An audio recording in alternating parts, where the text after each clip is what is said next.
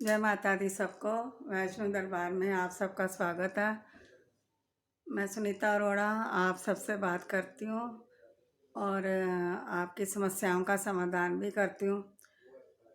अगर किसी को किसी चीज़ के बारे में पूछना हो तो वो मेरे से बात कर सकता है। आप अपनी प्रॉब्लम डिस्क्रिप्शन बॉक्स में डाल सकते हैं, मैं रीड करके आपको उसका आंसर दे दे दूँगी। एक्चुअल में मैं अपना फ़ोन नंबर बहुत कम लोगों को देती हूँ, क्योंकि मेरे पास ऑलरेडी बहुत सारे काम होते हैं। उस बीच हफ्ते में एक बार मैं आप लोगों की सेवा में हाजिर होती हूँ और जिन जिन लोगों की समस्या है उनके लिए मुझे साधना भी करनी पड़ती है, तपस्या भी करनी पड़ती है और माँ से प्रार्थना करनी पड़ती है जब भी आप लोगों के काम होते हैं। तो आज मैं थोड़ा सा मन दुखी भी है और खुश भी था कि कल मैं एक बच्ची के घर गई थी। उस बच्ची को देख के ना मेरा मन बहुत मतलब कि वो हुआ, दुखी हुआ कि माता रानी इतनी है उसके अंदर, माँ की शक्ति, माँ दुर्गा की शक्ति। और उस खुली आंखों से, लोग आंखें बंद करके अपनी दिव्य दृष्टि से देखते हैं, वो खुली आंखों से देख लेती है वो, और सब कुछ बताती भी है। आप उससे कोई क्वेश्चन पूछो, आपकी कोई क्वेरीज हो, उनके आंसर भी देती है। और फिर भी मतलब कि उसके घर में इतनी गरीबी कि मतलब कि मैं बता नहीं सकती हूँ।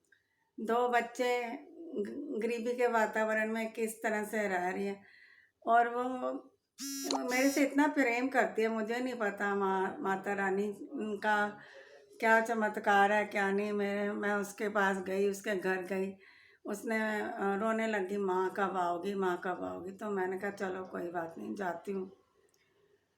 उसका दिल इतना बड़ा, इतना भाव अच्छे माँ के लिए, इतना मतलब कि इतना समर्पण, इतनी तड़प माँ से मिलने की आज मैंने अपनी लाइफ में पहली बार देखी। मेरा मन खुश भी हुआ उस बच्चे से मिलके, बहुत खुश हूँ उस बच्चे से मिलके। परंतु सबका भला चाहने वाला बच्चा इतना दुखी। फिर जब माँ उसके ऊपर माँ की सवारी आई तो मैंने कहा, माँ तेरे होते हुए ये बच्ची इतनी दुखी है तो फिर क्या फ़ायदा है उस चीज़ का। तो माँ ने कहा कि कोई नहीं, ये थोड़ी बहुत घमंड में आ जाती, गलतियाँ करती हैं, कोई बात नहीं, बच्चे गलतियाँ करते हैं तो माँ बाप माफ़ भी कर देते हैं, ऐसी बात नहीं है। वहाँ से प्रार्थना की उसके लिए, उस जो बन पाया माता रानी के आगे, उस के आदेश से उसकी जो सेवा मैं कर सकती थी वो करी। और मैं चाहती हूँ कि मैं उसकी सेवा करूँ, जो मेरे से बन पाएगा वो करूँ। और उसके लिए वो खुद तैयार नहीं है। इतनी स्वाभिमानी बच्चा, वो अपना मतलब कि नमक के साथ रोटी खाने को तैयार है, परंतु किसी से हेल्प लेने को तैयार नहीं है। उस बच्चे के भाव इतने अच्छे थे, मैं बता नहीं सकती। उसका दिल इतना बड़ा, और मतलब कि देने का भाव कि मेरे घर में माँ आई है, मैं उसको क्या दूँ। उसने मेरे लिए अब मैं उसको मना नहीं कर सकी थी।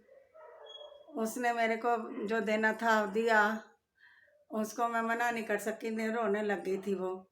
तो माता रानी, मैं तो माँ से ये प्रार्थना कर रही हूँ कि माँ, अगर तेरे बच्चे तेरी साधना करते, तेरी भक्ति करते, तेरे से इतना तड़प रखते हैं, इतनी उसके अंदर तड़प है, और जो लोगों को कह देती है वो कार्य होते हैं।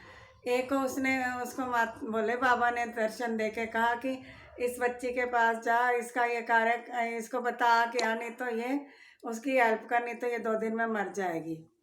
तो आप यकीन नहीं मानोगे, उस लेडी की डेथ हो गई। तो वो अब घर परिवार का बच्चा होता है ना, जो पति के साथ बंधन में होता है, तो वो कई बार अब चाह कर भी किसी की हेल्प नहीं कर सकता।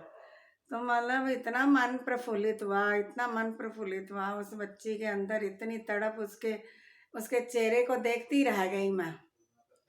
ऐसा मतलब कि उसके उसके चेहरे पे तेज था, इतनी मतलब कि उसके चेहरे पे इतनी चमक थी। मैं बता नहीं पाऊँ, उसका एक्सप्लेन करना भी बहुत मुश्किल है।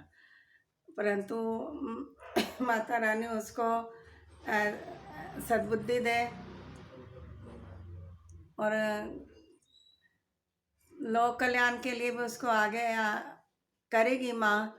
पर अभी तो उसको खुद इतना वो नहीं है। तो मैं तो कहती हूँ माता रानी, जब तू उसके साथ है तो तू उसका कार्य सारे सिद्ध कर, उसकी सारी गरीबी दूर कर, उसके सारे संकट दूर कर माता रानी। मेरे तो यही कामना है। जय माता दी सबको। माता रानी सब पे कृपा दृष्टि बनाए रखे, सबके दुख दूर करे। आज मेरा मन उस बच्ची के लिए ऐसे मतलब कि अंदर एक टीस हो रही है कि माँ तेरे भक्त तो इतने क्यों दुखी होते हैं, क्यों परेशान होते हैं।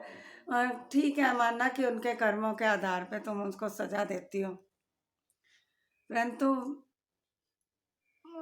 कुछ तो करना चाहिए माँ तुझे उसके लिए।